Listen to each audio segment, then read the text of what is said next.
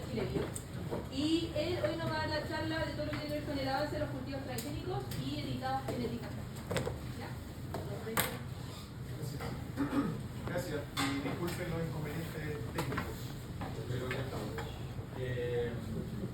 que me pidió la profesora que habláramos hoy día en el contexto del mejoramiento genético es el aporte que está desarrollando la biotecnología con distintas herramientas, como son los cultivos transgénicos y los editados, para resolver los principales desafíos que hay desde el punto de vista agrícola y desde el punto de vista de la alimentación. Entonces, para eso, la presentación que hoy día preparé, vamos a ir primero a entender en general cuál es el aporte de la tecnología para los desafíos que estamos enfrentando, entender también y ponernos de acuerdo en cuáles son los desafíos que tenemos que resolver. En esa línea vamos a diferenciar las dos grandes tecnologías, los organismos genéticamente modificados por un lado, por los organismos editados, y vamos a ver qué está ocurriendo en el mundo y en Chile con respecto a esta tema. Yo los invito a participar activamente, que pregunten cuando quieran, intervengan. Y no se guarden las preguntas para el final, sino que lo pueden hacer desde ya. Primero, contarles quién soy yo y de dónde vengo. Yo soy biólogo de profesión, tengo un doctorado en ciencias biológicas y mi especialidad en la genética de las plantas. Y hace aproximadamente 15 años trabajo en esta asociación que se llama Chile Bio, que reúne a las empresas que desarrollan biotecnología para la agricultura. Estas empresas tienen distintas unidades de negocio, desarrollan distintas tecnologías para la agricultura, pero en nuestra asociación se agrupan bajo el concepto de desarrollar variedades nuevas de plantas a través de la biotecnología para adaptarnos a los desafíos que ya estamos viendo. ¿Sí? Empresas como Bayer, empresas como Corteva, empresas como Syngenta, BASF, son las que componen nuestra asociación. Y nosotros, como Chile Bio, tratamos de pavimentar el camino para el desarrollo de la biotecnología en nuestro país. Nosotros trabajamos principalmente desde un punto de vista comunicacional, informamos sobre el rol de la biotecnología en la alimentación, en la agricultura, en el medio ambiente, y trabajamos con distintos públicos objetivos, trabajamos muy de la mano con el mundo político, con el mundo académico, con el mundo de la salud, agricultores, escolares, medios de comunicación y la ciudadanía en general.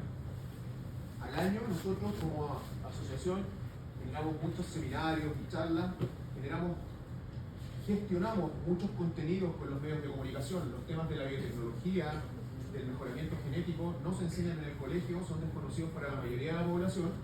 Y cada vez que ustedes vean alguna nota en la prensa o en la televisión, lo más probable es que la hayamos gestionado nosotros. Y al año sacamos más de 80 apariciones en prensa. No nos interesa aparecer nosotros como Chile Bio o a nosotros o a mí como Miguel Sánchez, lo que nos interesa es que los temas se sociabilicen y se comprendan.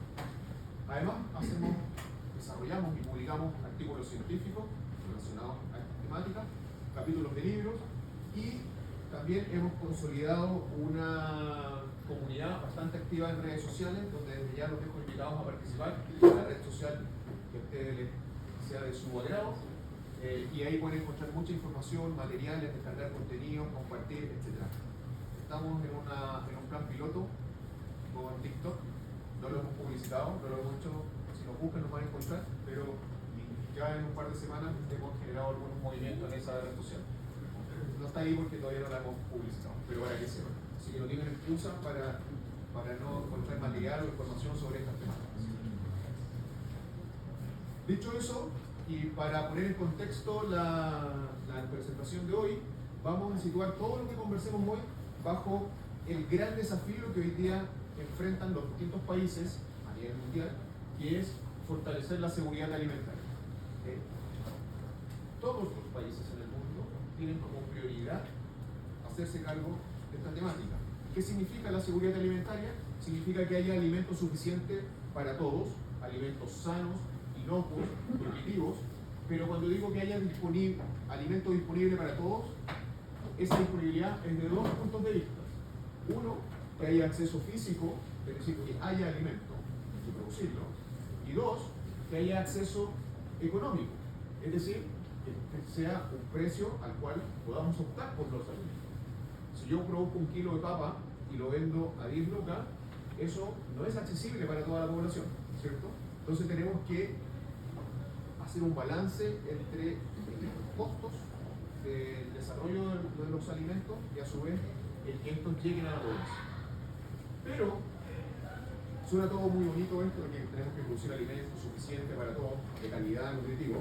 Hay una serie de desafíos que tenemos que vencer para poder lograr esto de la seguridad alimentaria. Lo primero que tenemos que tener en mente es que constantemente la población está aumentando, está creciendo, y eso significa que constantemente tenemos que producir más alimentos. Por ejemplo, en los últimos 50 años, la población en Chile ha aumentado 10 millones de personas, y los suelos agrícolas son menos que los que eran. Entonces, ahí hay un desafío: ¿cómo producimos más en menos tierra, incluso de lo que teníamos hace años atrás?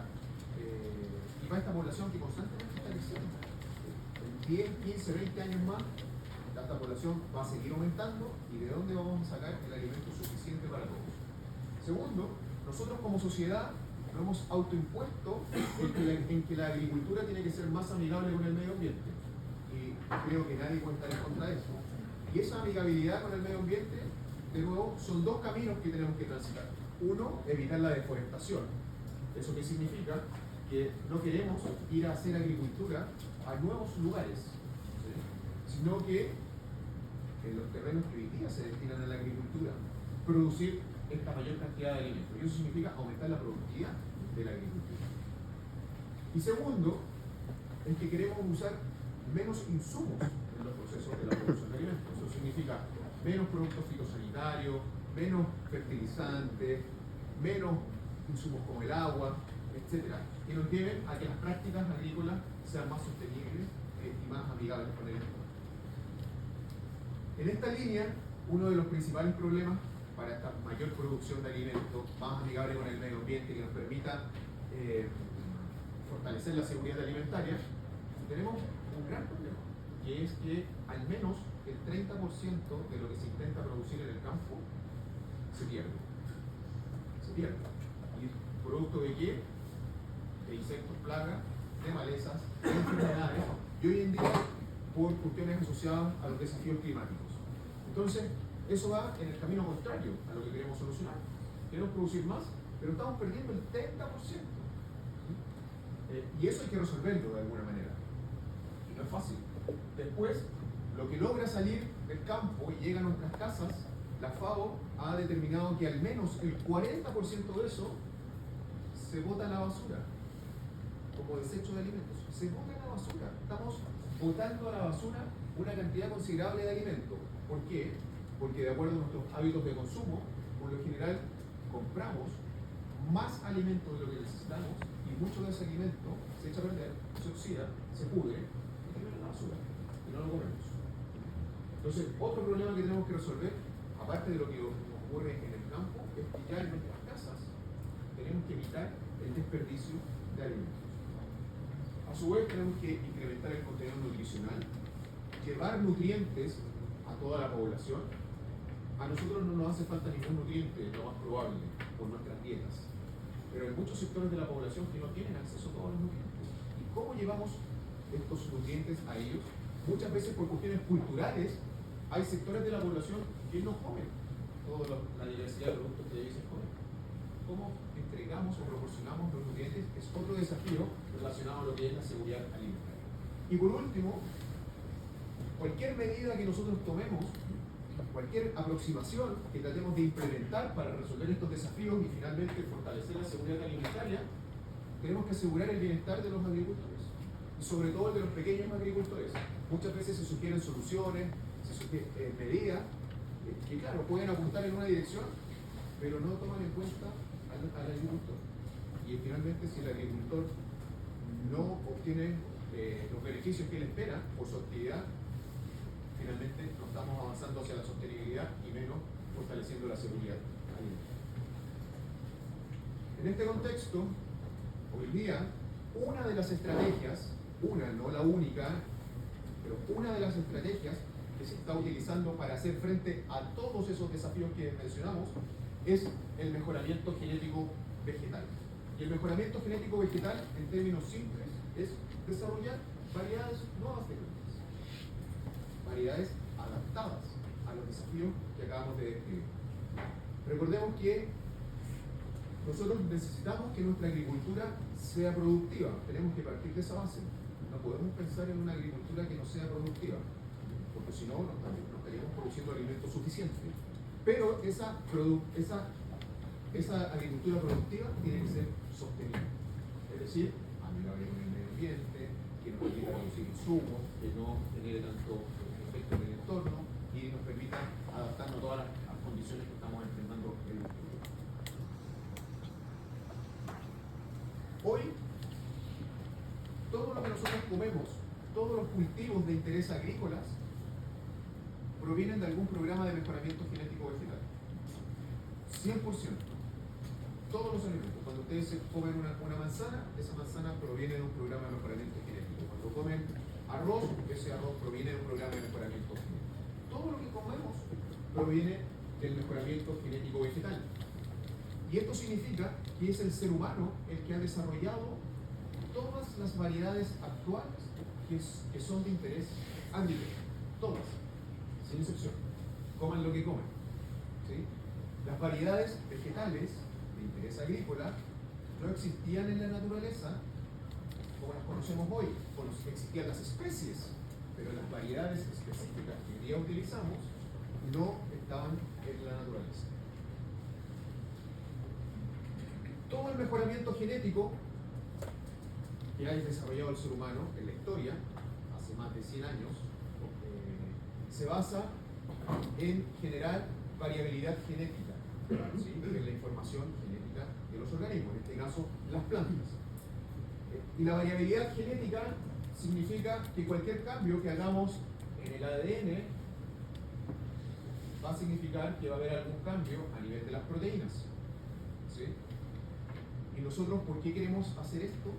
Porque esos cambios que hay a nivel de las proteínas nos van a permitir buscar y encontrar organismos que por funciones distintas que ahora tienen, porque estamos generando estos cambios, van a poder lograr la adaptación a los desafíos que nos están aquejando, ¿sí? Esa es la lógica del mejoramiento genético vegetal. Esa variabilidad genética puede ser de distintas formas, lo que andamos buscando. Por lo general, siempre las personas se imaginan que cambiar la información genética significa cambiar un nucleótido, por ejemplo, que es variabilidad genética. Pero no se queden solamente con eso, la variabilidad genética puede ser mucho más compleja, pueden haber deleciones, inserciones, pueden haber translocaciones, etc. Todo eso que ocurre en la naturaleza, el ser humano ha tratado de guiarlo y aplicarlo a través del mejoramiento genético para el desarrollo de nuevas variedades de plantas. Y este mejoramiento genético, que insisto, el ser humano lo ha venido desarrollando como una ciencia hace casi 150 años, existen muchas herramientas para llevar a cabo, distintas. Yo aquí las agrupé como técnicas tradicionales y como técnicas biotecnológicas, pero todas, cada una de estas pelotas que está acá representa una técnica distinta de mejoramiento genético. Todas estas tienen el mismo objetivo, que es generar variabilidad genética para lograr la adaptación. Pero acá las técnicas tradicionales, que han sido muy importantes en la historia de la agricultura, dan cuenta de la gran diversidad de productos que hoy día nosotros tenemos en la agricultura y en la producción de alimentos. Sin embargo, estas técnicas dependen o se basan en el azar, ¿sí? Y luego es el ser humano el que, dentro del azar, de los cambios genéticos que ocurren, o sea, los cambios genéticos que ocurren con estas técnicas son azarosas, el ser humano después selecciona aquel individuo que tenga alguna característica de interés, pero que apareció por el azar.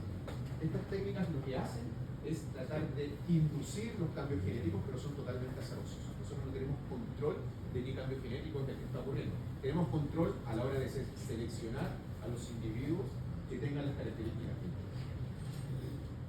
Y por el contrario, las técnicas biotecnológicas, algo que los diferencia de las técnicas tradicionales, es que no hay azar de por medio, sino que es el ser humano quien controla y dirige qué cambio genético es el que quiere que ocurra en el organismo para lograr la adaptación. Y estas técnicas biotecnológicas, cualquiera de las que están ahí, en general, cuando las comparamos con las técnicas tradicionales, como son los cruzamientos delitivos, la inducción de mutaciones, las inducciones de tecnología, las que ustedes quieran, en general las técnicas biotecnológicas son más precisas y eficientes. No hay azar de por medio, recuerden. Vamos a conocer con exactitud los cambios genéticos que se van a producir. Es más, se van a producir los cambios que nosotros queremos que se produzcan. Los tiempos son considerablemente menores para desarrollar una nueva variedad y los costos también son menores. Y es por eso que en los últimos años, en el contexto de la adaptación de la agricultura a los desafíos climáticos, por ejemplo, y para el fortalecimiento de la seguridad alimentaria, es que los países están apostando en invertir en técnicas biotecnológicas para el mejoramiento genético vegetal. ¿Sí? Y últimamente está muy en boga a nivel mundial el desarrollo de variedades nuevas de plantas con biotecnología para lograr la adaptación a los distintos desafíos que hemos ido describiendo. Todo lo que hacemos hoy día en mejoramiento genético vegetal, donde las técnicas biotecnológicas, como les dije, son las más precisas, las más eficientes, donde no hay azar de por medio, todo eso lo conseguimos y lo logramos gracias a la gran acumulación de conocimiento científico que se ha generado en los últimos 40 o 50 años. ¿Sí? Hoy día conocemos los genomas, el ADN de casi 800 especies de plantas. 800 especies de plantas. Yo a ustedes los desafío a que me digan 20 especies de plantas que se utilizan en la agricultura y voy a apostar a que nadie va a llegar a ver. 800. Y conocemos los genes. Conocemos qué genes tienen, qué genes no tienen. Por supuesto que no conocemos todas el funcionamiento completo de sus genomas, pero sí ya sabemos con bastante detalle la genética, las proteínas que producen estos genes, cómo interactúan algunas de estas proteínas. Y eso es lo que permite que hoy día podamos trabajar con las técnicas más avanzadas biotecnológicas para el mejoramiento genético vegetal. Si no contásemos con este conocimiento, con esta acumulación de conocimiento, la biotecnología no podría todavía entregar el aporte que está haciendo. Y vamos a meternos dentro del primer grupo de técnicas biotecnológicas para el mejoramiento genético, que son los organismos genéticamente modificados. Si se acuerdan de este diagrama que yo dibujé acá, dentro de las técnicas biotecnológicas existen distintas herramientas. Hay un grupo de herramientas que se basan en el uso de la ingeniería genética. Y dentro de estas hay... voy a volver para atrás para lograr una cosa. Y dentro de estas técnicas que usan ingeniería genética, tenemos dos grandes grupos. Los organismos genéticamente modificados, que hay varias técnicas que nos permiten obtener este tipo de organismos, y por otro lado las técnicas de edición de genes. De aquí en adelante vamos a revisar ambos grupos, qué es lo que hay, qué es lo que no hay, para qué sirven, cómo se están desarrollando a nivel global. Pero el mensaje que quiero que se lleven a esta altura es que, fíjense, dentro de los organismos genéticamente modificados, una de estas pelotas, una sola, son los organismos transgénicos, que son los más conocidos, los más populares, los más impopulares también en el debate público. Pero no todos los transgénicos, no solo los transgénicos son organismos genéticamente modificados. Hay otros, como los cisgénicos, los intrasgénicos, los RNA sin preferencia, etc., que también caen en esta categoría. Y vamos a entender también por qué los editados no son considerados organismos genéticamente modificados. Perdón. Cuando nosotros hablamos de organismos genéticamente modificados, tenemos que entender que esta categoría de productos del mejoramiento genético son regulados por los distintos países. ¿Sí?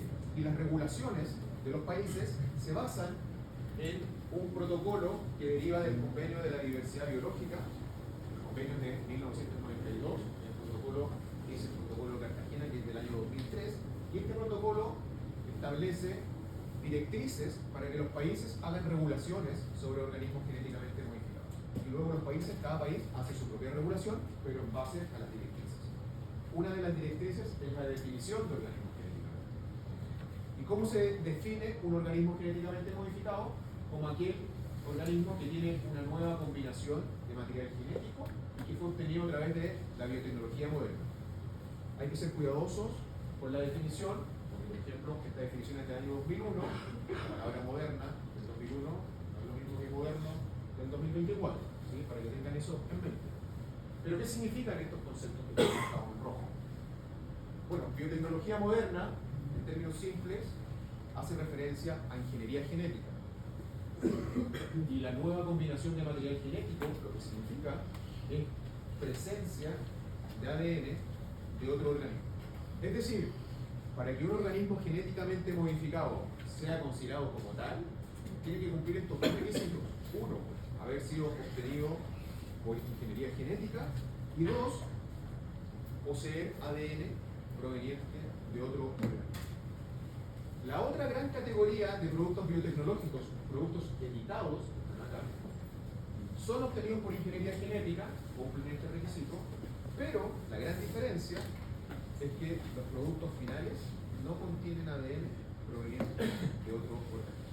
Y eso significa que son tratados de manera distinta, son regulaciones distintas, la aceptación es distinta a nivel de la sociedad, etc.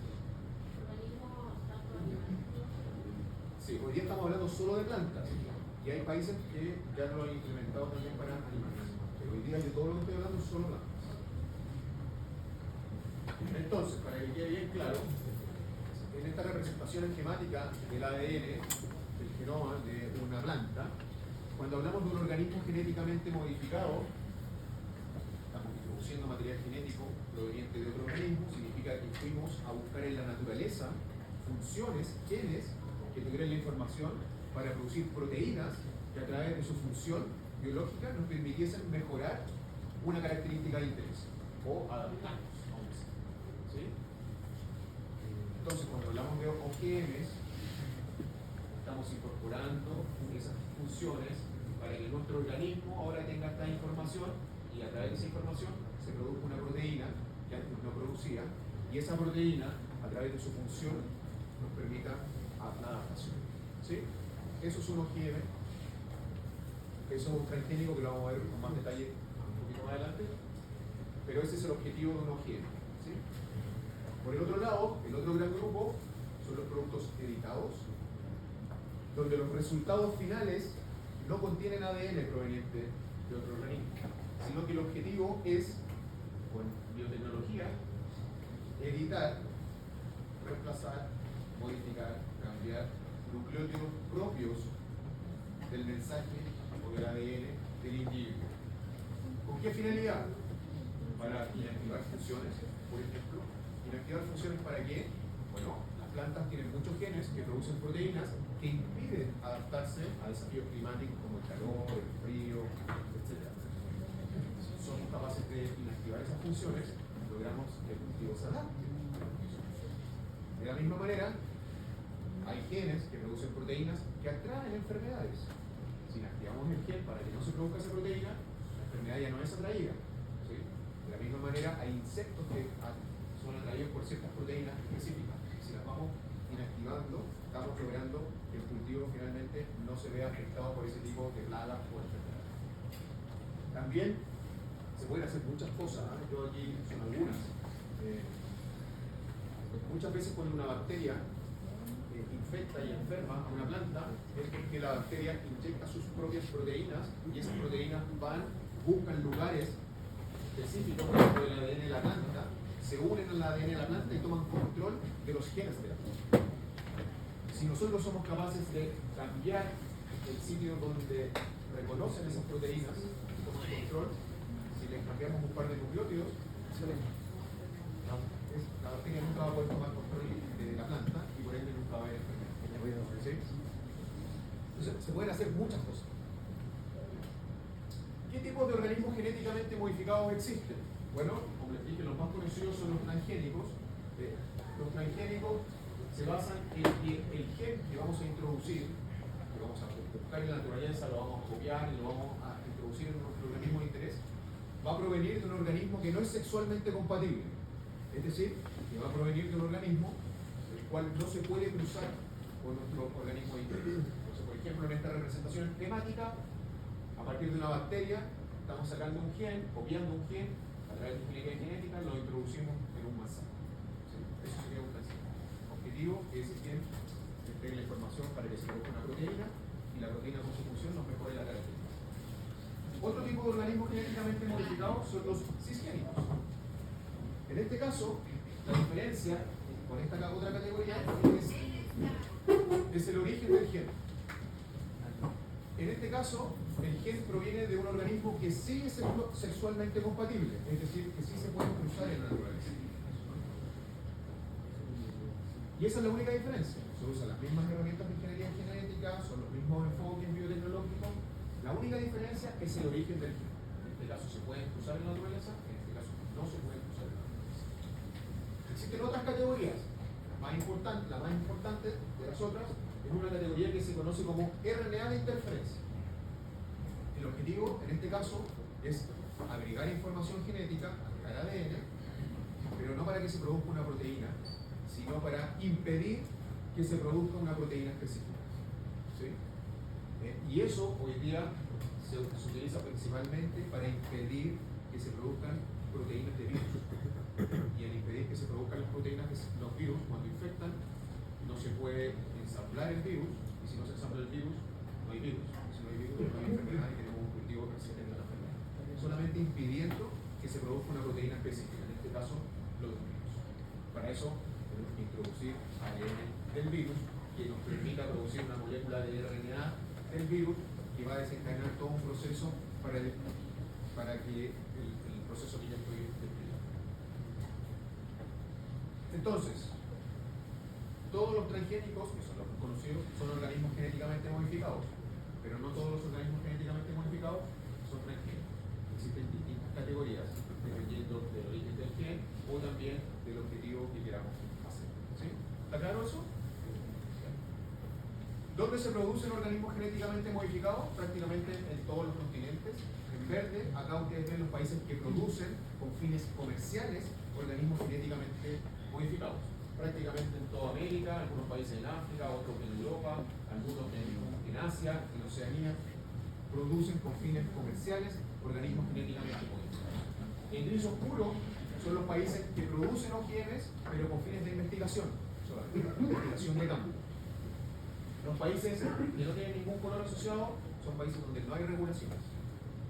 Los países que están en naranjo son países que han puesto trabas a la siembra de organismos genéticamente modificados, pero cuentan con regulaciones que permiten la importación de los alimentos derivados de organismos genéticamente modificados. ¿Sí? Es decir, y esto también es un mensaje importante, los alimentos, no los cultivos, los alimentos derivados de los organismos genéticamente modificados se consumen en todo el mundo. Habitualmente hay gente que piensa que están prohibidos en alguna parte, en algún país. Los alimentos no están prohibidos en ninguna parte del mundo. Se consumen en todo el mundo. De hecho, Europa, que es como supuestamente el que más se ha opuesto al uso de OGMs, los importan para consumo humano y para consumo animal. Y el segundo mensaje que quiero que se lleven con este mapa es que si ustedes se fijan en los países que están en verde, ¿qué tienen en común países como China, India, Australia, Brasil, Argentina, Estados Unidos y Canadá? Lo que tienen en común es que son los principales países agrícolas del mundo en términos de hectáreas destinadas a la agricultura. Y los principales países agrícolas utilizan la tecnología con dos finalidades. Uno, seguridad alimentaria para su población a nivel interno, y dos, para el negocio de las exportaciones y abastecer a otros países, y esos otros países puedan fortalecer su seguridad alimentaria. ¿Sí? ¿Puedo hacer un comentario? Sí, por supuesto. Siento que, hablando de la seguridad alimentaria, yo pensé que nos íbamos a aprender después de la pandemia. Cuando vino la pandemia nosotros nos quedamos con un montón de insumos, había restricciones para poder comprar, se elevaron los precios.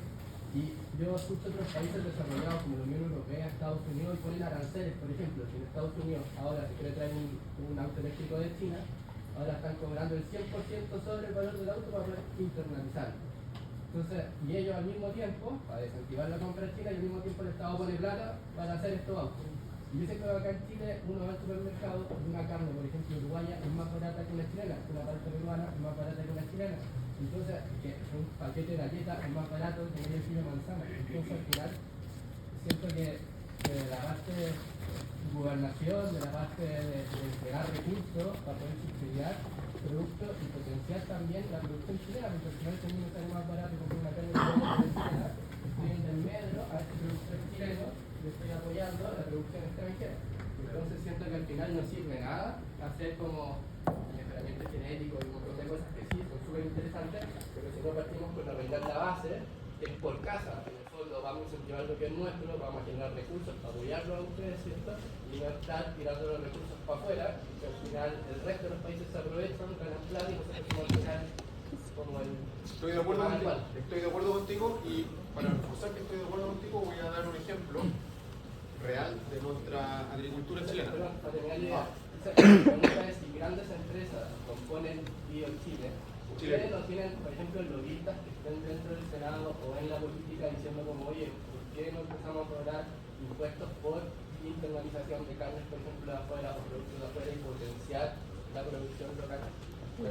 Haciendo ese trabajo no. Lo que sí se hace, lo que hacen distintas empresas, y no solo las de Chile Vivo, las que se dedican a la producción de semillas, las que se dedican a la producción agrícola, es implementar tecnologías en el país que permitan potenciar las producciones locales. ¿Sí? Más que estar cobrando cosas de afuera, es mejoremos las prácticas agrícolas de nuestro país, manteniendo una agricultura productiva, que eso no se nos puede olvidar, y sostenible, que nos permitan adaptarnos. Un ejemplo para reforzar lo que tú estás diciendo. ¿Han escuchado al ministro de Agricultura hablar sobre las lentejas en Chile? Sale hablando de las lentejas en todas partes. Ella dice que sí. Pero ¿qué es lo que dice? Dice, oye, las lentejas que se consumen en Chile provienen de Canadá. ¿Y por qué no las podemos producir acá? El ministro de Agricultura hace esa pregunta. Él debería saber por qué. ¿Por qué estamos importando lentejas de Canadá? Sale más barato traerlas de Canadá que producirlas acá. Porque las variedades de lentejas no están adaptadas para las condiciones agrícolas de nuestro país. ¿Hay producciones de lentejas en Chile? Sí, pero muy poquitas, ¿sí? No son lo suficientemente productivas.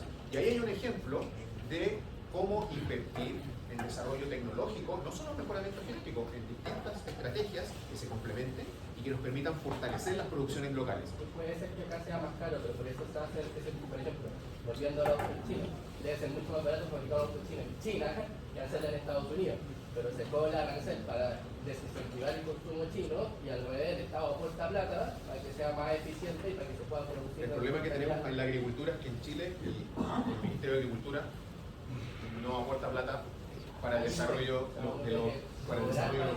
Ya es incentivar y aportar recursos para que se pueda producir en Chile, porque no se puede producir. Pero ese es el problema. Bueno, entonces, ¿dónde se producen? Se consumen en todo el mundo. Los principales países agrícolas utilizan la tecnología para el consumo interno y para la exportación. Desde el año 1996 es que se producen de manera masiva organismos genéticamente modificados a nivel mundial. En este gráfico de barras ustedes pueden ver lo del tallaje durante los distintos años.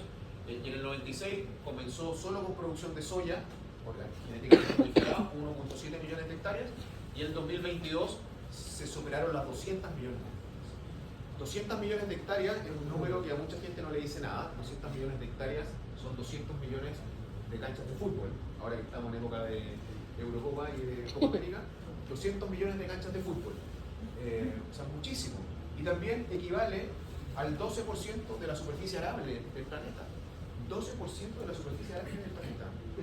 Significa que esta tecnología, organismos genéticamente modificados, son una realidad de la agricultura mundial. ¿Sí? Es más, hace unos días se actualizó el dato del 2023 y la superficie sigue subiendo y hoy día ya hay 206 millones de hectáreas con organismos genéticamente modificados. ¿Qué organismos genéticamente modificados existen? Ya les dije la soya, pero de estas 200 millones de hectáreas, 4 cultivos, que son los que aparecen aquí, representan el 99% de las hectáreas sembradas con los químicos. ¿Sí? O sea, de los 200 millones de hectáreas, casi 197, 198 corresponden solo a estos 4 cultivos. ¿Cuáles son? La soya, el maíz, el algodón y la canola. Pero en las otras 3 millones de hectáreas restantes existen muchos otros cultivos genéticamente modificados. Por ejemplo, variedades de alfalfa. Y recuerden, variedades. No estamos hablando de especies, porque hay gente cuando yo le digo, oye, alfalfa, piensa que toda la alfalfa mundial es genéticamente modificada. Variedades que se producen en algún país e incluso en alguna localidad del país, no en todas partes. ¿Ya? Entonces, variedades de alfalfa, variedades de remolacha azucarera, caña de azúcar, papaya, cántamo, berenjena, zapallo italiano, piña, papa, manzana, arroz, poroto, caupí, que es una leguminosa parecida al poroto, yuca y trigo. Y esto es lo que existe desde el punto de vista comercial. ¿Sí? Lo que no esté aquí en esta diapositiva, desde el punto de vista comercial, no existe. Podrá existir a nivel de investigación, de desarrollo, en alguna empresa, en alguna universidad, en algún instituto, pero lo que nosotros podemos comprar, adquirir o producir con fines comerciales en el mundo es solo lo que está aquí. ¿Qué características son las que se han mejorado a estos cultivos? Bueno, la principal característica tiene relación con uno de los principales desafíos que tenemos hoy en día en la agricultura, que es evitar las pérdidas en el campo. Recuerden, al menos el 30% se pierde de lo que intentamos producir. Y uno de los factores de pérdida son los insectos plaga.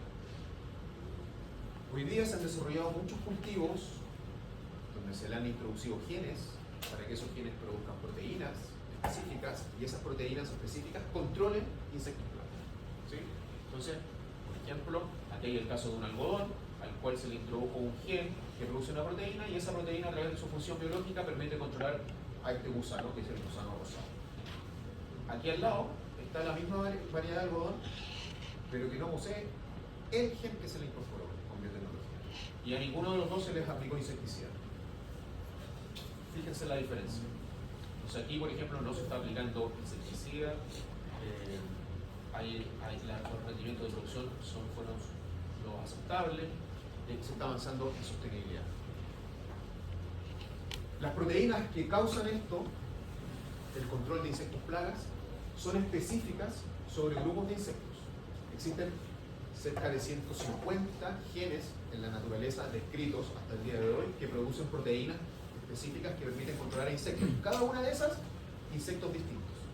Y esos mecanismos de acción de las proteínas se basan en que reconocen receptores en los intestinos de los insectos, cuando estos se las comen.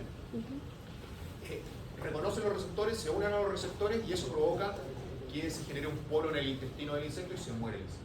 Y de esa manera se controla el insecto. ¿Qué quiere decir eso? Que si nosotros acá estamos controlando este gusano y por acá pasa una hormiga y la hormiga come algo de esto, a la hormiga no le pasa nada. ¿Por qué? Porque no tiene los receptores para encontrar esa proteína. Si pasa un chanchito de tierra, tampoco le va a pasar nada. Si pasa una araña, una abeja, una vaca, un caballo, nosotros mismos, no nos pasa nada. ¿Por qué? Porque no tenemos los receptores que estas proteínas identifican. Por eso se habla de estos cultivos de su seguridad para el consumo, porque no hay efecto alguno al no tener los receptores.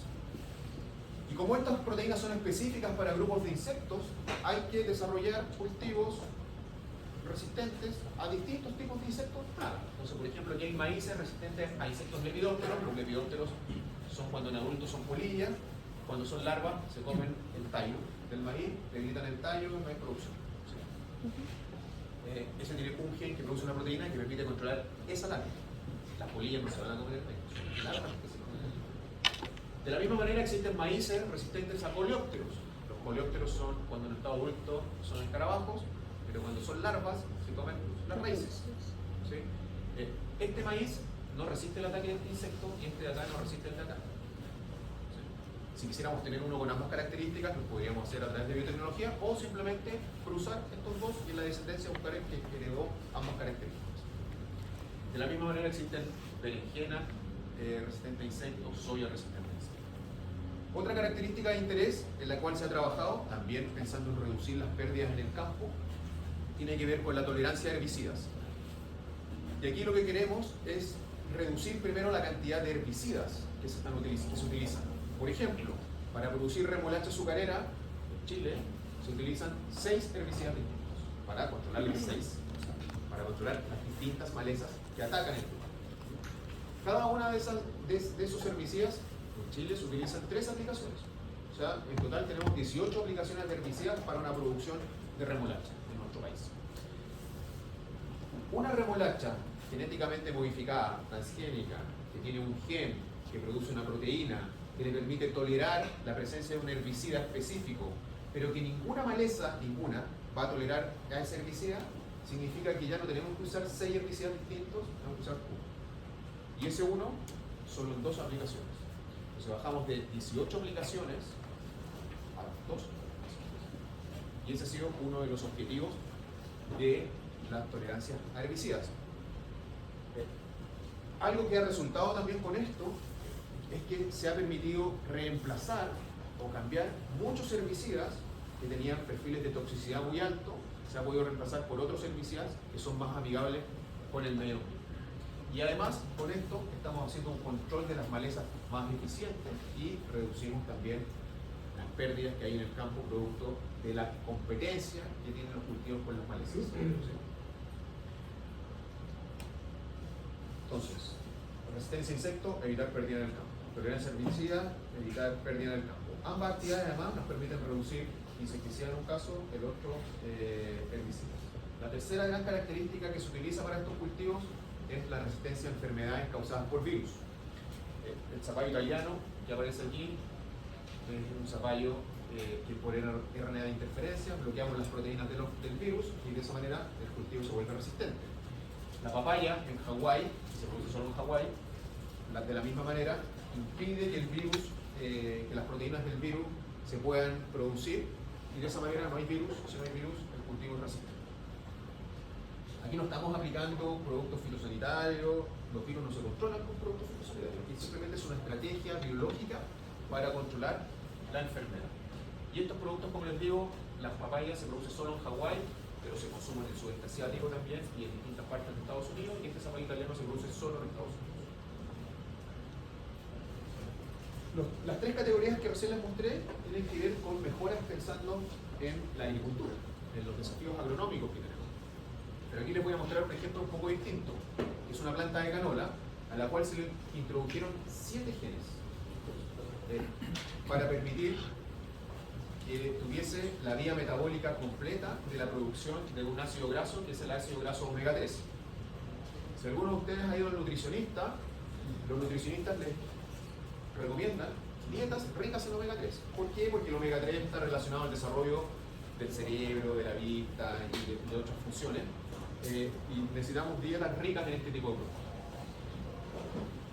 El aceite que se extrae de las semillas de la canola es rica en omega 3 y de hecho ya se vende este tipo de aceite para consumo humano, ¿sí? Entonces nosotros aliñamos una ensalada o cocinamos con este aceite, estamos consumiendo altas cantidades de omega 3. Súper bonito, súper lindo, pero ese no es el objetivo principal. El objetivo principal no es el ser humano, sino que es la industria de la piscicultura, por ejemplo los salmones. ¿Por qué? Porque los peces necesitan dietas también ricas en omega 3 para su desarrollo. Y por ejemplo, a los salmones que les dan, ¿de dónde sacan el omega 3? Lo sacan de la harina de pescado o del aceite de pescado. Y si estamos hablando de pescados, tenemos que pescar esos pescados. Eso significa que hay pesca intensiva de recursos pesqueros como la anchoveta para convertirlo en harina o en aceite de pescado. 1 hectárea de esta canola permite evitar la pesca intensiva de 10 toneladas de pescado. Entonces, en este caso particular, el objetivo que ya no es agronómico, sino que es que otro rubro económico deje de causar un impacto ambiental considerable como es la pesca intensiva, reemplazándola por la producción de omega 3 en el campo. La piña, que se produce solo en Costa Rica y que se comercializa en Estados Unidos, en España y en el sudeste asiático, es una piña a la cual se le hizo una modificación genética para que produjese altas cantidades de licopeno, que es un pigmento que le da el color rosado o rojo a distintos cultivos como el tomate, los duranos, la sandía. Y la evidencia científica sugiere que el licopeno estaría relacionado, no está demostrado científicamente, estaría relacionado a prevenir ciertos tipos de cáncer. No está demostrado eso, pero ustedes saben que el marketing todo lo puede y advirtiéndole a la gente que esto es solo hipotético, igual esta piña ha causado sensación y se está consumiendo para prevenir ciertas enfermedades relacionadas a cáncer. Y esta piña rosada, ¿por qué? Porque acumula licopeno. Nada más que eso, el pigmento que produce el antioxidante es de color rosado. De la misma manera hay manzanas y papas a través de RNA de interferencia que se oxidan más lento. El objetivo de oxidarse más lento es evitar las pérdidas, el desperdicio de alimentos, es decir, lo que botamos, lo que llegó a nuestra casa, y evitar la gran cantidad de alimentos que estamos botando. En el caso de las manzanas, se inactiva una función que es la principal función fenol-oxidasa, una proteína relacionada a los procesos de oxidación. Y por ejemplo, luego de 10 horas de cortado, fíjense, la manzana todavía no se pone café. Se va a poner café igual, pero de manera más lenta. Y la papa pasa algo similar, donde cuando las papas tienen lesiones, porque los sacos de papas se lanzan, se tiran, las papas se van machucando, y ahí se producen lesiones, se oxida la papa. Y eso genera pérdidas cercanas a los $300 millones al año en Estados Unidos. En ambos casos, se inactiva la principal función de la oxidación y hace que se retarde considerablemente el proceso. Se van a oxidar igual, pero mucho más lento, y de esa manera se reduce el desperdicio de alimentos. En Argentina, el año pasado se autorizó el primer trigo transgénico del mundo. El primero. Y este trigo es un trigo tolerante a la sequía. ¿Ustedes saben cuál es el principal cultivo en Chile en términos de superficie sembrada? Es el trigo. Y el principal problema que tiene el trigo en Chile es la sequía. Entonces, este es un producto que llama mucho la atención al agricultor nacional. Hoy día se está produciendo solo en Argentina a pequeña escala. ¿Qué significa pequeña escala para Argentina? 100.000 hectáreas. ¿Ustedes saben cuánto trigo hay en Chile al año? 200.000 hectáreas. Entonces, esa pequeña escala de Argentina para nosotros es un hectárea considerable. Pero lo tienen, y eso porque recién está comenzando su producción. Este trigo rinde 20% más en condiciones de extrema sequía, según los desarrolladores. Y ya fue autorizado también en Brasil y autorizado en Paraguay para su producción. Entonces, lo esperable es que en el corto plazo, en Sudamérica, los principales países agrícolas estén desarrollando, estén produciendo esta variedad. Y aquí les voy a mostrar un par de ejemplos que son nuevos. Fíjense en la fecha, febrero de 2024. Este año se autorizó en Estados Unidos el primer tomate transgénico de los últimos 30 años. No existía tomate transgénico comercial. Cuando ustedes hayan escuchado sobre tomates transgénicos comerciales, eso no era verdadero, era falso. Y el primer tomate transgénico en los últimos 30 años se autorizó en febrero de este año en Estados Unidos. ¿Y qué se le hizo a este tomate? Se le introdujeron dos genes que provienen de una flor que se llama la flor del Snapdragon. Y la idea es que estos genes entregaran la información necesaria para que el tomate produjese altas cantidades de antocianinas. Las antocianinas son moléculas antioxidantes que le dan el color morado a las moras, que le dan el color morado a los arándanos. Y por esa razón, como produce altas cantidades de este compuesto, los tomates son morados. De hecho, produce la misma cantidad de antocianinas que los arándanos y que las moras. Este tomate empezó su comercialización en febrero, donde 10 semillas valían $20. En una semana se agotaron en Estados Unidos. ¿Sí? ¿No le cambia el sabor? No, no le cambia el sabor. Según los Es desarrolladores. que a la vista igual no se ve tan apetecible, la verdad. Yo no lo he probado, pero según los desarrolladores, no cambia el sabor. Bueno, es una sensación, fue sensación la venta de este producto. Pero la gran El gran motivo por el cual fue sensación, aparte de sus ventajas nutricionales, es que es el primer cultivo genéticamente modificado o transgénico, el primero, pensado en los huertos domésticos o huertos de ciudad.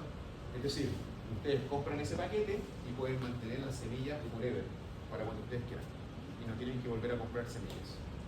¿Sí? Eso porque es huerto doméstico. En el caso de los maíces, por ejemplo, cualquier agricultor de maíz, sea o no sea biotecnológico, compra semillas todos los años, porque hay vigoridio. ¿Sí? La piña, que yo les mostré anteriormente, ustedes pueden volver a producir una piña de ahí. ¿Por qué? Porque no la venden sin la parte de arriba, que es de donde hacemos la reproducción vegetativa. El caso del tomate es el primero pensado en que los consumidores puedan mantener el cultivo a propósito en sus casas. Entonces todo este tipo de productos está cambiando la percepción y la aceptación de la tecnología a nivel global, teniendo en mente que los transgénicos, el concepto transgénico tiene muy mala fama y genera mucho rechazo en varios sectores de la población.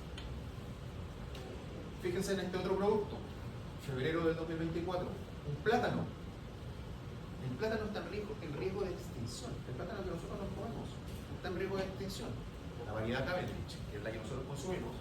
¿Por qué? Porque hay una enfermedad causada por un hongo, el hongo fusarium, el cual hace que se marchite el árbol de plátano, y finalmente se muere. No hay ninguna estrategia en el mundo que permita controlar este hongo. Ninguna. Ni fungicida, ni control biológico, nada. Y en Australia, teniendo en consideración esto, se embarcaron en desarrollar plátanos genéticamente modificados resistentes al fusarium. ¿Sí? Es decir, produjeron un gen que produce una proteína que resulta tóxica para el hongo.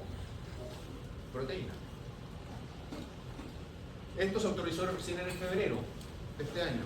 Entonces todavía no hay plátanos productivos ni comerciales en ninguna parte del mundo, pero se espera que en el corto o mediano plazo sí lo haya. Y simplemente mostrar cómo los países, en relación a lo que tú mismo preguntabas y comentabas antes, hoy día están diciendo, bueno, yo quiero fortalecer mi agricultura, quiero fortalecer mis producciones, quiero independizarme de las exportaciones, por ejemplo. Y para eso quiero invertir en desarrollar mi tecnología, mis productos. Un súper buen ejemplo es China, porque si hay alguien que tiene problemas para fortalecer la seguridad alimentaria, es China, con 1.500 millones de habitantes. Y China ha hecho una inversión muy fuerte en el desarrollo de organismos genéticamente modificados y en el desarrollo de los productos editados también, en el desarrollo de la biotecnología. Pero los traigo acá, a nuestro continente. Bolivia, en enero de este año, el presidente de Bolivia anunció que Bolivia iba a empezar a invertir en desarrollar sus propios organismos genéticamente modificados para independizarse de las importaciones. ¿Sí? Y de esa manera avanzar en lo que ellos llaman la soberanía alimentaria. Y esto es en Perú, y esto es de mayo de este año, donde el ministro de Agricultura peruano ha señalado, en Perú hay una prohibición de usar organismos genéticamente modificados hasta el 2035. Es una prohibición que no tiene sustento técnico ni científico, es político, lo podemos discutir después, pero las autoridades actuales dicen, ¿saben qué? Estamos, en buen chileno, estamos puros en seco con estas prohibiciones, tenemos que levantar estas prohibiciones y empezar desde hoy a desarrollar algunos cultivos genéticamente modificados para fortalecer la seguridad alimentaria e independizarnos de las importaciones. Por lo que sea, acá en Chile no se puede producir OGM para consumo humano, sino solamente para exportación. Chile tiene una situación contradictoria, porque Chile es el principal país productor de OGMs con dos fines, de semillas, de ofrecer semillas a otros países y con fines de investigación de campo, ¿sí? Líderes mundiales. Ahí te voy a mostrar un gráfico de eso. Pero, ¿dónde está lo contradictorio? Que nosotros, luego de la regulación, por un vacío regulatorio, no hay una prohibición explícita, por un vacío regulatorio, nosotros no podemos mantener esas semillas en Chile para producciones locales. ¿Dónde viene lo contradictorio? que luego que exportamos la semilla, importamos los alimentos que sostienen esa semilla y los utilizamos para alimentación. Al final igual es una cuestión política. Una cuestión política nada más.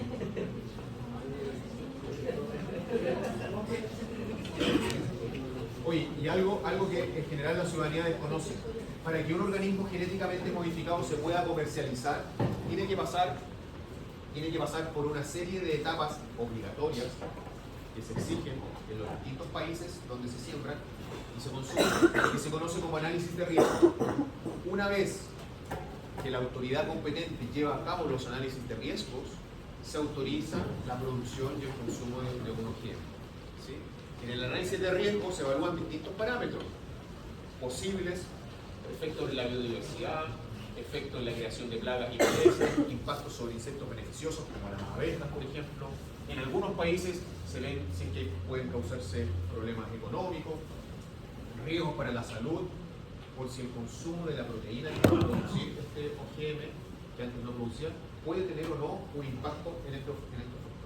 ¿Cuánto dura ese análisis aproximadamente? En promedio, 7 años los análisis de riesgo. ¿Por qué? Porque son una serie de pruebas distintas para cada una de estas cosas. Y aquí yo lo resumo y te digo insectos beneficiosos. Pero si tú querés hacer un listado de 500 insectos beneficiosos, yo tengo que hacer todo análisis.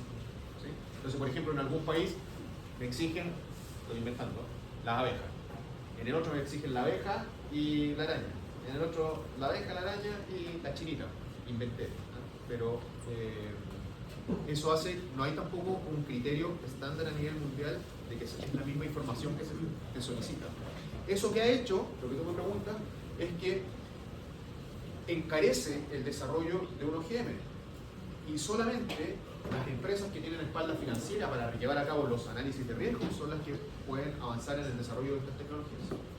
Una universidad, por ejemplo, no puede, porque un análisis de riesgo te puede costar 50 millones de dólares. Entonces se complica. La única herramienta de mejoramiento genético vegetal que se le exige al análisis de riesgo son los organismos genéticamente modificados, a ninguno otro. Entonces, cuando hablamos de un OGM, para que se autorice su comercialización, debe demostrar primero que es tan seguro como el convencional. Sin embargo, muchas veces ustedes pueden decir, oye, pero hay gente que dice que existen estudios que demuestran que son peligrosos, riesgosos. Cada OGM es distinto el uno del otro, entonces nadie puede hacer generalizaciones de decir son buenos o son malos. ¿Sí? Porque cada uno tiene genes distintos para producir proteínas distintas, ¿no es cierto? Sin embargo, hay gente y grupos que dicen, no, aquí está la evidencia, los estudios científicos que demuestran que los transgénicos son peligrosos para el medio ambiente, la salud. Bueno, yo participé de este estudio, que es una revisión de la evidencia científica en contra de los OGM.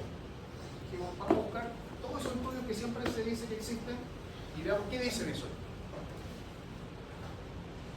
Hoy día existen más de 3.000 estudios que concluyen que los OGMs son seguros. ¿Sí? 3.000. Nosotros encontramos 35 estudios que sugerían que podía haber algún efecto. Ahora bien, el ejemplo que les voy a dar no existe, pero es para que me entiendan el caso. ¿Qué pasa si su compañero llega y invierte en desarrollar un OGM y introduce los genes del veneno de la cobra en una lechuga? ¿Qué esperaríamos? ¿Que eso fuese dañino o no dañino para los ratones, que es donde vamos a evaluar la seguridad alimentaria? Dañino, ¿no es cierto? Bueno, ese tipo de resultados son los que se utilizan habitualmente en esta categoría. Productos hipotéticos que algún científico, por cuestiones académicas, dijo, oye, quiero saber el efecto del veneno de la cobra en las ratas, y claro, me dijo que se morían las ratas. Pero eso por la proteína específica que provocó el gen específico, no porque la tecnología en sí sea la peligrosa o la riesgosa. Y además de eso, de estos 35 estudios, llegamos a la conclusión que todos, sin excepción, no se ajustan al método científico. Es decir, que sus controles y su diseño experimental no son los adecuados. Y esto ustedes lo pueden revisar y ahí está el análisis completo, etc. Les doy un ejemplo, que este sí existe de este. Si ustedes están evaluando la seguridad de un maíz transgénico que también hizo su compañero acá, con la característica que ustedes quieran, tolerancia herbicida, y se lo dan de comer a las ratas, ¿cuál sería su control negativo? El experimento es maíz transgénico, ¿cuál sería el control negativo? Maíz no transgénico, ¿no es cierto? Bueno, me van a creer que hay estudios donde el control es trigo. Nada que ver con el maíz. ¿Ese control es correcto? ¿Ese diseño experimental es el adecuado para lo que tenemos? Ese es el tipo de estudios de esos 35 que hoy día se utilizan para sugerir efectos adversos de la tecnología. De hecho, hay varios estudios que hablan ya de los estudios mal hechos que bloquean el progreso y que siembran la confusión en la ciudadanía. Porque finalmente todos son cuestiones comunicacionales. La ciencia en general apoya el desarrollo de estas tecnologías, reconoce los beneficios y las potencialidades. De hecho, muchas declaraciones científicas a nivel mundial reconocen la seguridad, los beneficios y las potencialidades. Sin embargo, la gente se opone a los transgénicos. O sea, no podemos desconocer que hay mala fama de los transgénicos o de los OGM. Y la pregunta es ¿por qué? Y la respuesta, creo yo, es fácil de identificar. La respuesta es que la principal fuente de información, Internet, Google, la principal fuente de información es la principal fuente, a su vez, de desinformación. Por ejemplo, si ustedes, y los desafío a todos, vayan a Google, tecleen transgénicos, OGM, organismos genéticamente modificados, y van a encontrar cosas como estas. Y esto es verdad, ¿no? Por ejemplo, ¿existen los tomates transgénicos? Salvo el tomate morado que se autorizó este año. Entonces, ¿qué tiene que ver ese? Para ser transgénicos se necesitan jeringas de inyecciones. Las sandías cuadradas son transgénicos. No, crecen en una caja, por eso son cuadradas. Bueno, ya el niño zombie o frutilla. Entonces, ¿qué es lo que pasa? Que una persona que quiere ir a informarse se lleva un mensaje que no es correcto.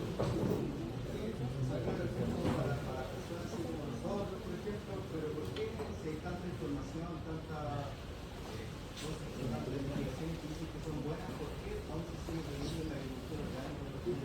La agricultura orgánica es un principio filosófico, ¿sí? Que no lo estoy cuestionando, lo estoy describiendo. Y el principio filosófico de la agricultura orgánica es que, según su paradigma, queremos usar solamente productos que ellos consideran naturales. Ese es su paradigma. Entonces, ¿qué dicen? No voy a usar productos fitosanitarios sintéticos, ocupan fitosanitarios naturales. No quiero utilizar biotecnología porque considero que no es natural la biotecnología. Pero eso es un principio filosófico.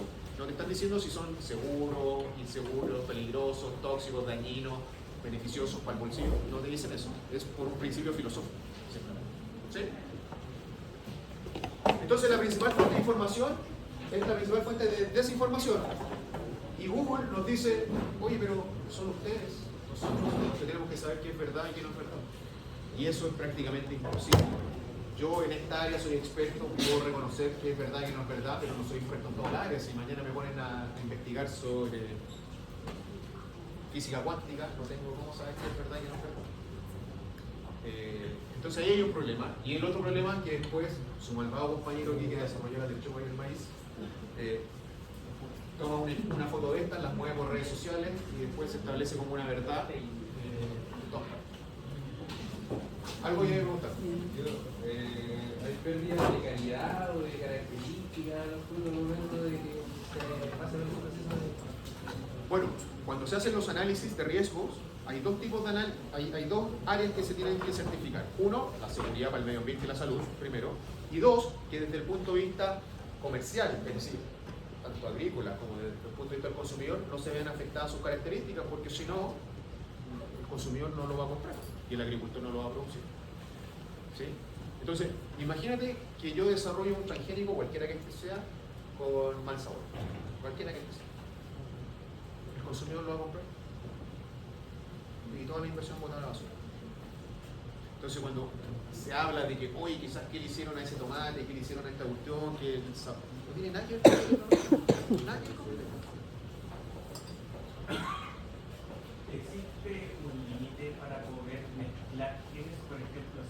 adapta, que sea tolerante a absolutamente todas las plagas ingresantes en este programa de No existe un límite, no existe un límite. Lo que sí conozco yo, hay una variedad de maíz que tiene 8 genes que le otorga tolerancia a 2 herbicidas y resistencia a 6 insectos. Es el que más yo conozco, que no significa que no haya otro ya que tengamos. ¿Ya? Y bueno, el de la canola que les mostré tiene 7 genes, pero que es de una vía metabólica completa para que se produzca el omega 3. Pero el que te estoy diciendo son 6 insectos distintos y 2 ¿cómo se llama? Herbicidas. Bueno, eso sobre OGMs. Y de manera muy rápida, voy a mostrarles sobre la edición genética. ¿Sí? No venía preparado para esto, pero la profesora cuando me escuché me dijo, oye, ¿por qué no metes edición genética? Así que voy a ir muy rápido, para no aburrirlos tanto. ¿Se acuerdan la diferencia, no es cierto? Acá hay ADN proveniente de otro organismo, acá no hay ADN de otro organismo. Existen muchas técnicas también para hacer edición genética, muchas técnicas. No los voy a aburrir ni los voy a no profundizar en ningún procedimiento, simplemente quiero que sepan que las principales herramientas que hoy día se están utilizando son los sistemas basados en CRISPR. Yo no sé si ustedes han escuchado hablar sobre esta sigla, CRISPR, pero CRISPR es la herramienta biotecnológica que está revolucionando no solo el mejoramiento genético, sino que la medicina a nivel mundial, porque nos permite trabajar con una precisión tal a nivel genético que se está avanzando en curar enfermedades genéticas, avanzar en la prevención de ciertos tipos de cáncer por el lado médico, se está trabajando en diagnóstico clínico, en el lado de la agricultura, mejoramiento genético, etc. De manera muy simple, como herramienta biotecnológica, a costos muy bajos, y los resultados los tenemos en tiempos muy cortos. Entonces, esta herramienta, yo hablo de los sistemas, porque si ustedes se fijan tienen apellidos, olvídense los apellidos, piensen en CRISPR nomás, podemos hacer muchas cosas en términos de edición genética. ¿Ya? De hecho, como les digo, los sistemas CRISPR son los más fáciles de usar, en comparación a las otras herramientas, son los más baratos, los más eficientes. De hecho, las científicas que describieron esta técnica CRISPR, que originalmente es un mecanismo de defensa de las bacterias contra el ataque de virus, como el sistema inmune de las bacterias, que después se hicieron ajustes biotecnológicos y ahora se puede utilizar para el mejoramiento genético, para la medicina, etc. Las científicas que lo describieron se ganaron el premio Nobel de Química en el año 2020. Esto me lo voy a saltar. Y promete tanto los sistemas basados en CRISPR que, como les dije, hay una verdadera revolución biotecnológica y eso gatilló una explosión en la generación de empresas de base tecnológica que utilizan CRISPR. Entonces, como les decía, en distintas áreas, medicina, agricultura, protección de cultivos, etc. CRISPR llegó para quedarse y acelerar todos los procesos y hacerlos más eficientes. Hace un par de años, en la Unión Europea, se hizo un levantamiento de información y dijeron, bueno, estas técnicas de edición genética como CRISPR, ¿se están usando o no se están utilizando? ¿Hay proyectos o no hay proyectos de desarrollo? Bueno, y se dieron cuenta que hace 2 años habían proyectos en más de 60 cultivos distintos. 60 cultivos distintos, como arroz, tomate, maíz, etc. También se dieron cuenta que se estaba trabajando en mejorar características no solo desde el punto de vista agrícola o del valor agronómico, sino que también desde el punto de vista nutricional y la calidad de los alimentos. Y quizás algo bien relevante, y ligándolo con tu comentario del principio, se dieron cuenta que este tipo de herramientas, CRISPR, estaba permitiendo trabajar en lo que son los cultivos huérfanos. Cultivos huérfanos es un concepto que hace referencia a los cultivos que no les interesa a nadie. ¿Por qué no les interesa a nadie? Porque no hay plata para trabajar en ello. ¿Por qué en Chile no se ha trabajado con las lentejas, como les dije? Porque no hay plata, no hay interés, sale más barato traerlas de Canadá. ¿Sí? Entonces, la lenteja, para el comentario de sus compañeros, sería un cultivo huérfano. Sin embargo, como CRISPR es tan barato de utilizar, tan barato y tan fácil de hacer, es que hoy día universidades, institutos, incluso empresas, pequeñas empresas de base tecnológica, están empezando a trabajar con este tipo de cultivo. Y eso ha permitido acuñar un concepto que se habla de la democratización de la ciencia. ¿Por qué? porque cualquier persona tiene acceso a estas tecnologías. No hay una barrera de entrada en relación a los costos. Y podemos usar la tecnología y es tan fácil de usar que esperamos tener resultados positivos. Un año después, volvieron a hacer el estudio, ahora solamente sobre qué características se estaban trabajando, y se dieron cuenta que lo que más se está trabajando a nivel global es en la calidad de los alimentos, desde el punto de vista de la nutrición, mejorar el contenido nutricional de los alimentos. Segunda categoría, características agronómicas, adaptación al cambio climático, resistencia a plagas. Y hay una razón por cual es la nutrición o la calidad de los alimentos la principal característica. Porque cuando hablamos, volvemos a la categoría anterior, a los OGM, cuando hablamos de OGM o de transgénicos, uno de los principales problemas comunicacionales que hubo en la historia fue que los consumidores, nosotros, nunca percibimos los beneficios de la tecnología. Nunca percibimos los beneficios. Los agricultores sí, pero nosotros como consumidores, la gente no sabe ni cómo se hace agricultura.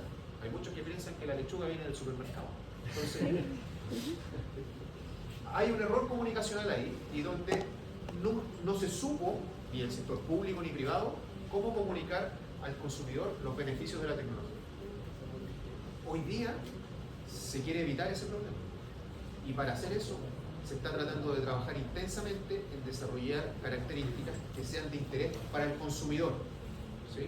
Mejoras nutricionales, mejoras en la calidad de los alimentos. Y por eso esta es la primera categoría en la cual se está trabajando. Y de hecho se han reportado ya beneficios para los consumidores, para los agricultores y también para la sociedad, y entiéndase en la sociedad como la biodiversidad, donde se está tratando de evitar la extinción de algunas variedades de uso tradicional de distintos países a través de este tipo de herramientas.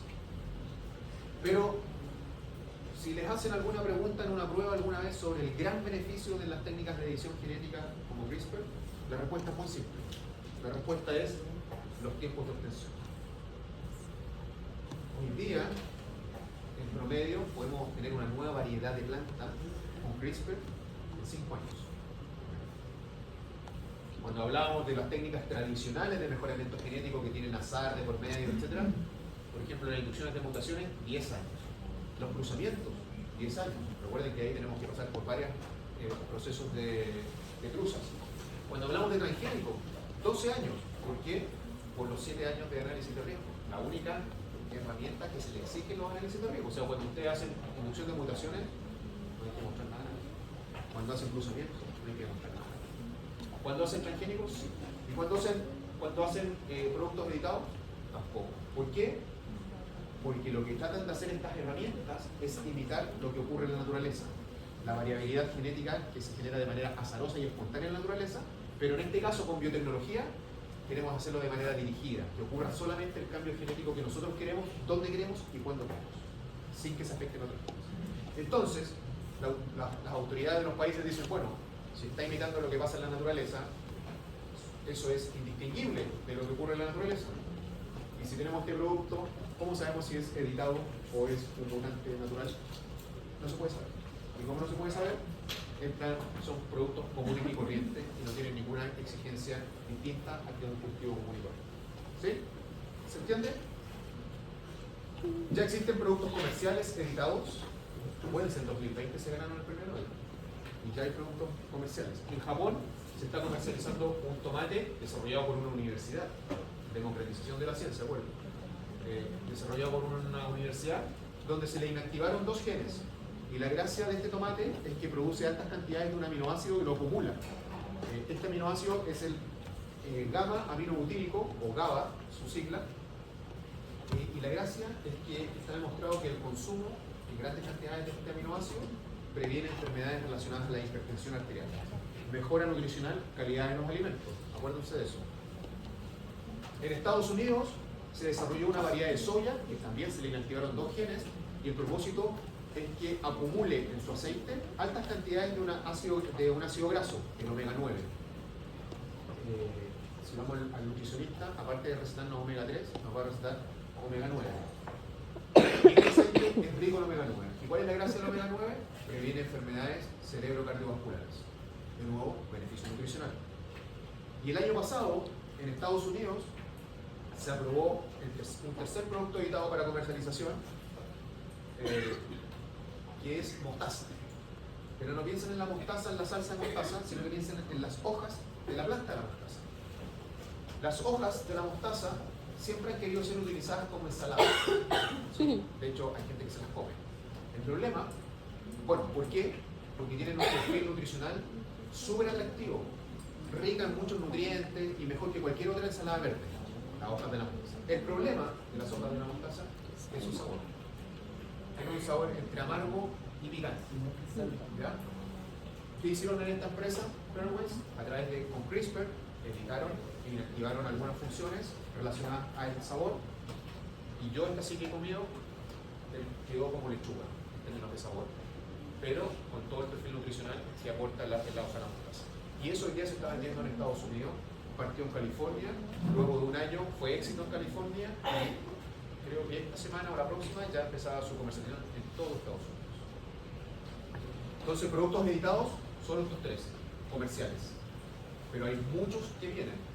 Por ejemplo, lechugas tolerantes al calor, capaces de germinar a 37 grados. Las lechugas no germinan a 28 grados. Esto inactivando un gen. En España se desarrolló una variedad de trigo editado, tolerante para celíacos. Se le inactivaron 35 genes con CRISPR. O sea, imagínense el poder de la tecnología. En China, vides resistentes a botritis, pero más que el ejemplo en sí, fíjense en los desarrolladores. Una universidad junto al Ministerio de Agricultura, o sea, el sector público involucrándose en el desarrollo. Y en Norteamérica, una iniciativa donde se asociaron empresas de Estados Unidos y Canadá, universidades de Estados Unidos y Canadá, y los reguladores de Estados Unidos y Canadá para desarrollar berries de mejor calidad. Es más, la semana anterior se anunció que ya está listo una variedad de mora sin semillas. Y para los que les gusta la mermelada de mora, les gusta, y de repente les queda la semilla en el diente, está pensado en ustedes ese desarrollo. Pero eso, fíjense, la asociatividad. Y otro ejemplo que me gusta mucho, estos productos ya están desarrollados, pero no se están comercializando. Otro que este arroz resistente a una enfermedad causada por santomonas, fíjense, entidades de Estados Unidos, de Francia, de Filipinas, de Colombia, para lograr el objetivo. Por eso ya estoy terminando.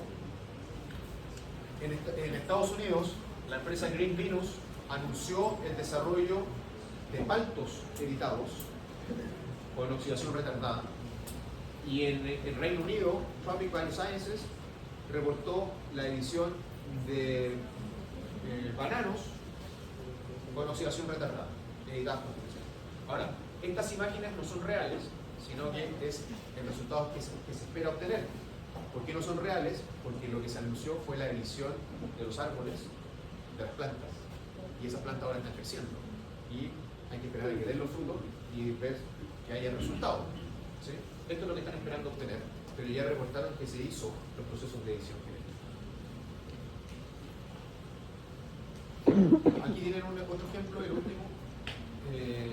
Tomates después de 28 y 36 días de cosechado. Los tomates a los 36 días ya están podridos completamente. Fíjense en el resultado final. Inactivando dos genes relacionados a la degradación de la pared celular, se logra obtener tomates que en 36 días todavía no empiezan su proceso de pudrición. ¿Cómo similar a la realidad que nosotros tenemos acá? Porque yo he tenido la vida y ha durado exactamente igual. Sí, pero no. Sí, pero no. ¿Por qué? Porque ¿cuál es el principal problema que tienen los tomates larga vida hoy día? El sabor. El sabor, muy bien. Estos investigadores lo que dijeron fue: nosotros no queremos tener los problemas de sabor, porque ya se sabe por qué son los problemas de sabor que tienen que ver con la cantidad de azúcar que produce el tomate. Y ellos dijeron, por eso aquí dice asegurando la calidad de la fruta. Y asegurando la calidad de la fruta es el sabor. Y ellos se preocuparon de que no se viera afectado el contenido de azúcares del tomate. Lo midieron incluso. Y después hicieron pruebas organolépticas y vieron que no había diferencia en el sabor. Pero desde el punto de vista de la vía post cosecha, sí, la gran diferencia sería que no hay cambios en el sabor. Ya son 24 países los que ya tienen regulaciones favorables para el uso de la edición genética en el mundo, incluido Chile, ¿Y se acuerdan que dónde estaban las restricciones de siembra en el mundo? En Europa, ¿no es cierto? ¿Se acuerdan? Bueno, la Unión Europea ya aprobó la edición genética para la agricultura, pero falta que se desarrollen los reglamentos para dar las autorizaciones de siembra. ¿Sí? Y eso se espera que salga entre este año y el próximo año. ¿Ya? Entonces, fíjense que el escenario es totalmente distinto al de los organismos genéticamente modificados. Hay mayor aceptación de la tecnología, los consumidores están empezando a percibir los beneficios y todo eso ha permitido avanzar rápidamente. En Chile, como les dije, ya hay edición genética normada y Chile es país líder en términos de investigación de campo con productos editados. De hecho, en Chile ha habido 41 productos que han entrado al sistema regulatorio chileno y de esos 41, 37 han sido considerados no organismos genéticamente modificados. ¿Se acuerdan de la diferencia que era? En un caso había ADN de otro organismo, y los editados no. La autoridad regulatoria lo que chequea es su producto desarrollado con biotecnología. ¿Tiene ADN o no tiene ADN de otro organismo? Si la respuesta es sí, es un OGM y tiene que cumplir las regulaciones del gen. Y si la respuesta es no, su producto es común y corriente y no necesita hacerse ninguna regulación especial. De las 41 solicitudes, 37 fueron consideradas no OGM y por ende se pueden utilizar para los fines que el desarrollador estime conveniente. De esos, 7 son chilenos. O sea, ya hay desarrollos locales con respecto a esto. ¿Se puede sembrar OGM de forma casera, que no sea productiva pasivamente para consumo humano? El tomate morado que tenemos. O sea, yo puedo comprar una semilla y plantarlo en mi casa. Exacto. Ese era uno de los grandes ¿cómo se llama? Logros de la liberación de esos tomates. El objetivo era ese. En Chile no, por un vacío legal, no por una prohibición explícita. ¿Por qué vacío legal? ¿Por qué vacío legal? La producción de semillas está normada por el Servicio Agrícola y Ganadero, pero la producción comercial de OGMs está normada por el Ministerio de Medio Ambiente, por la Ley de Medio Ambiente. Y la Ley de Medio Ambiente aprueba el uso de OGMs en Chile.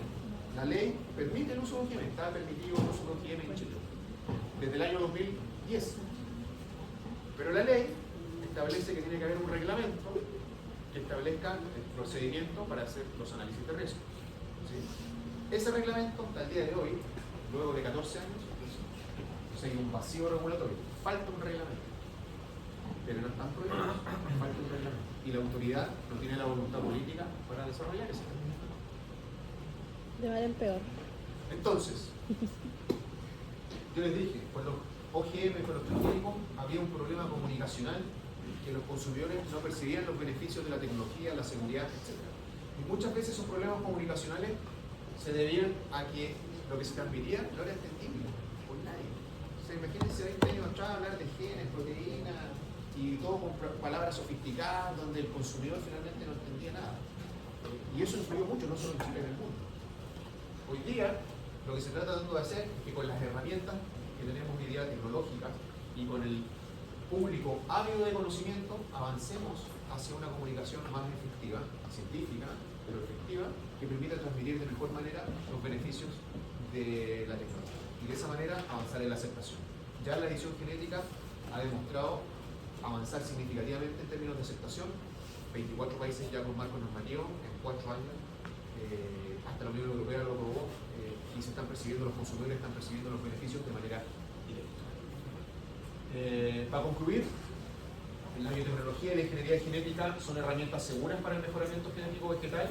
Recuerden que la biotecnología, con cualquiera de sus herramientas, cualquiera, la que ustedes quieran, permite generar la variabilidad genética, pero de forma precisa, sin afectar otras características, teniendo certeza de los cambios genéticos que ocurren y en tiempos considerablemente menores. Recuerden, el azar lo dejamos de lado, a diferencia de las técnicas tradicionales de mejoramiento genético. Los cultivos genéticamente modificados son regulados para evaluar los efectos específicos de los genes y proteínas que estamos introduciendo. ¿Sí? Y cada gen y cada proteína va a tener un efecto distinto, por eso cada producto no es comparable el uno con el otro. Y no se pueden hacer generalizaciones ni a favor ni en contra. La pregunta es, ¿de qué producto estamos hablando? Y analicemos sobre ese específicamente. Cuando debatimos sobre organismos genéticamente modificados, tenemos que diferenciar los argumentos ideológicos y políticos, donde cada uno es libre de pensar como quiera, de los argumentos biológicos y técnicos. Argumentos ideológicos contra los OGM, hay mucha gente que dice estoy en contra de las transnacionales, han todo su derecho a pensar eso, y por eso están contra los transnacionales. Súper. Pero el que esté en contra de eso tiene que reconocer que los OGM comerciales son seguros, que representan beneficios para la agricultura y que es una tecnología necesaria para avanzar en la sostenibilidad y en fortalecer la seguridad alimentaria. Hay que diferenciar ambos argumentos y tener claro que son argumentos distintos. CRISPR es la principal herramienta de edición genética que se está utilizando por su simplicidad, versatilidad, bajo costo, eficiencia, precisión, etc. Y recuerden, eso ha permitido acuñar este concepto de la democratización de la ciencia, donde está permitiendo que no hayan barreras de entrada para usar la tecnología. Y por eso hoy día se trabaja en los cultivos huérfanos, pequeñas empresas están desarrollando la tecnología, las universidades también, los institutos de investigación, etc. Todo este enfoque de la edición genética está permitiendo avanzar en la innovación en la agricultura, en que nos podamos adaptar a los desafíos que estamos enfrentando y de esa manera enfrentar el cambio climático. Chile, que no lo profundizamos mucho, pero es líder a nivel global en producción e investigación de campos de las semillas biotecnológicas, tanto de OGMs como de editados. En ambos casos lidera, ¿sí? Y una comunicación científica efectiva es fundamental para avanzar en la aceptación de la biotecnología en la agricultura y en la alimentación. Última diapositiva. El mejoramiento genético y la biotecnología nos permiten mejorar los cultivos para nosotros, para lo que estemos buscando, lo que nos planteamos como objetivo: agrícola, consumidores, sociedad, biodiversidad, etc. Sin embargo, la no acción, las restricciones y las prohibiciones del uso de las tecnologías tienen un impacto. Sin el uso de la biotecnología para el mejoramiento genético vegetal, se podrían perder variedades de uso tradicional que no están adaptadas a las condiciones que estamos enfrentando hoy día. Se podría reducir la biodiversidad, se podría debilitar la seguridad alimentaria, todo lo contrario de lo que estamos planteando, y se podría ver afectada negativamente la actividad agrícola de varias regiones del país. Por eso es importante que a la hora de tomar decisiones en cuanto a las políticas públicas de la agricultura, se considere la sostenibilidad y la productividad de esta y se eche mano a todas las herramientas seguras que están disponibles. Y eso va en beneficio de la sociedad en general, del medio ambiente, los consumidores y los agricultores. Muchas gracias y disculpen los problemas.